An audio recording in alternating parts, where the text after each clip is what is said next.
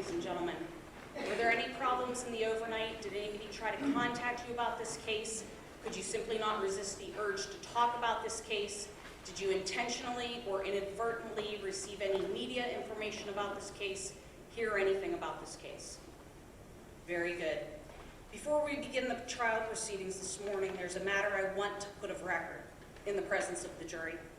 I want the jury here because it is a matter that is relevant to them.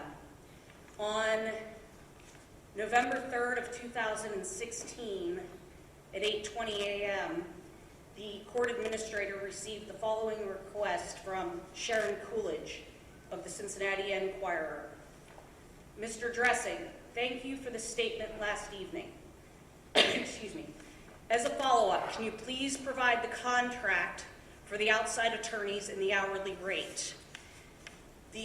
Additionally, there was a request made for the transcript and the juror questionnaires with all identifying information, completed questionnaires. Normally, when county judges need legal advice, they're represented by the prosecuting attorney's office. Because the prosecuting attorney is a litigator in this case, the court requested and retained an attorney from Columbus to represent the court on legal issues surrounding media access to these proceedings.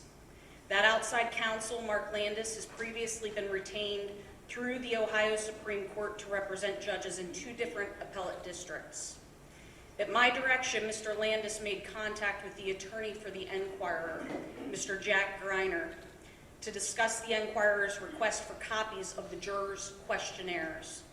Because I know that many of the jurors here are concerned about their identities being made public during this trial, I wanted to explore all possible options to protect the jurors' identities.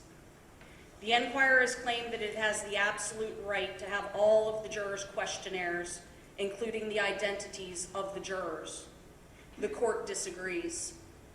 To that end, this morning I entered an order that will allow for the release of the questionnaires only after all personally identifying information has been protected. I personally reviewed the questionnaires to be sure that those protections have been made. Many of you have expressed serious concern and fear in your questionnaires, and more recently have repeatedly shared with my bailiff your fear and concerns regarding your identity being made public. I feel your concerns and I respect your wishes.